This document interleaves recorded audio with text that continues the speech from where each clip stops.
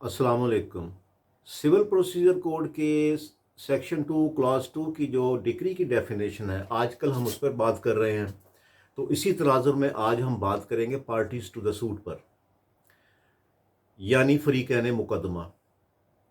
तो जाहिर है एक फरीक दूसरे फरीक के ख़िलाफ़ जो है वो अदालत में कोई डिस्प्यूट लेकर के आता है, कोई कॉज ऑफ एक्शन लेकर के आता है, कोई इशू होता है तो वो कोर्ट में आता है किसी दूसरी पार्टी के ख़िलाफ़।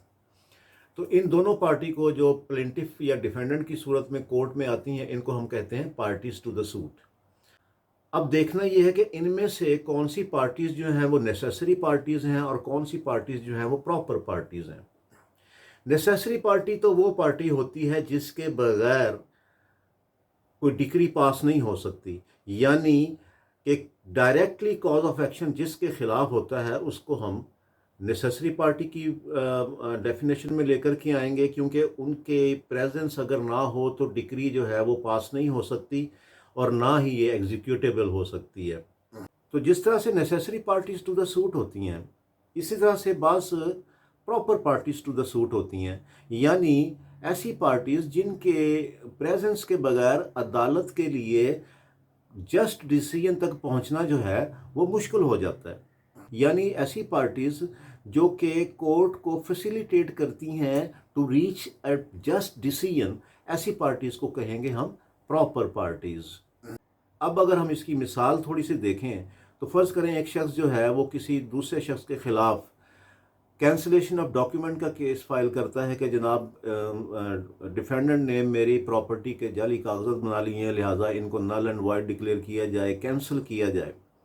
तो इसमें डिफेंडेंट जो है जिसके खिलाफ केस होता है वो तो हो गया नेसेसरी पार्टी, उसके बगैर तो डिग्री नहीं हो सकती। लेकिन इसमें प्लेंटिफ जो है वो डिफेंडेंट के अलावा सब रजिस्ट्रार कोई पार्टी बना लेता है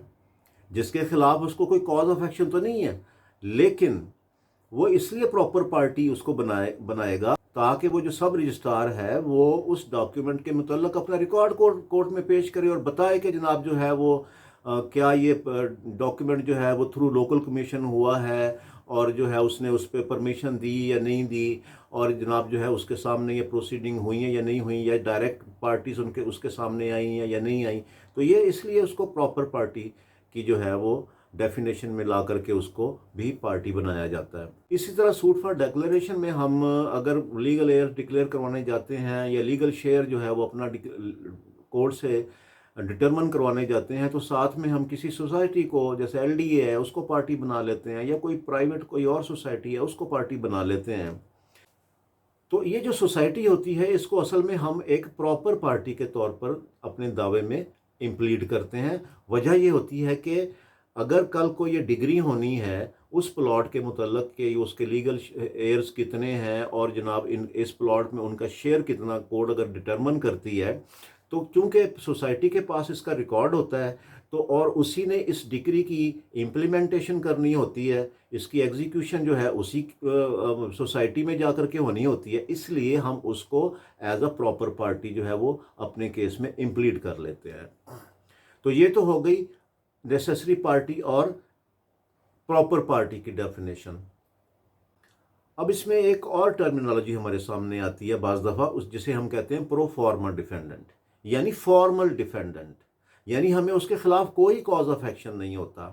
और अगर उसको केस में पार्टी इम्प्लीड ना भी किया जाए तो केस की सेहत पर कोई असर नहीं पड़ता।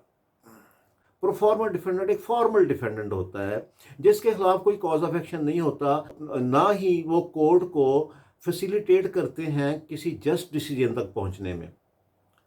लेकिन हम उनको एज अ प्रोफॉर्मा डिफेंडेंट रख लेते हैं। मसलन आप रेलवे के किसी ऑफिसर के खिलाफ जो है वो केस फाइल करते हैं तो साथ में डायरेक्टर जनरल रेलवे को पार्टी बनाते हैं as a head of the department. अब आपको हेड ऑफ द डिपार्टमेंट के खिलाफ तो कोई कॉज ऑफ एक्शन नहीं है, वो जो कोई तीसरे नंबर पे या दूसरे नंबर पे कोई अगर कोई डिफेंडेंट है वो आपको तंग कर रहा है, उसके खिलाफ आप कॉज ऑफ एक्शन लेकर के कोर्ट में आए हैं। डीजी के खिलाफ आपको कोई कॉज ऑफ एक्शन नहीं है, तो ये जो डीजी को आपने पार्टी बनाया है, ही इज ए प्रो फॉर्मा डिफेंडेंट। अब चूंकि एज पर लॉ इसको पार्टी बनाना जरूरी है क्योंकि he is head of the department, लेकिन हमें इसके खिलाफ कोई कॉज ऑफ एक्शन नहीं है। तो ये जो डायरेक्टर जनरल रेलवे हैं या डायरेक्टर जनरल वापडा हैं, जैसे आपने वापडा में किसी एसडीओ के खिलाफ जो है वो आपने, यानी जैसे आपको किसी एसडीओ के खिलाफ जो है वो कोई कॉज ऑफ एक्शन पैदा हुआ है और आपने डायरेक्टर जनरल वापडा को पार्टी बना लिया है, तो वो डायरेक्टर जनरल जो है वो he is not a necessary और proper party, he is a proforma party. असल जो नेसेसरी पार्टी है वो एसडीओ है, आपने उसको पार्टी बनाया और साथ में किसी आपने रेवेन्यू ऑफिसर को भी पार्टी बना लिया। रेवेन्यू ऑफिसर जो है वो he will be A proper party, क्योंकि उसके पास आपके तमाम जो जितने भी आपने बिल वगैरह जमा करवाए हैं उसका सारा रिकॉर्ड मौजूद है।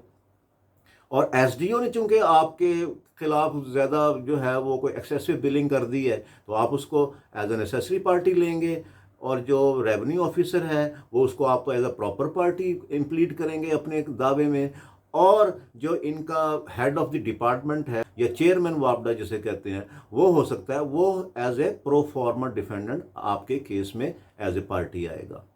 तो ये है एक difference between necessary party, proper party and proforma defendant. तो उम्मीद है कि आज थोड़ी सी ये बात क्लियर हुई होगी कि कौन सी नेसेसरी पार्टीज़ होती हैं, कौन सी proper parties to the suit होती हैं, और कौन से लोग जो हैं वो प्रोफॉर्मा डिफेंडेंट की डेफिनेशन में आते हैं। नेक्स्ट टाइम इंशाल्लाह ताला किसी और टॉपिक पे बात करेंगे सीपीसी के। अस्सलाम वालेकुम।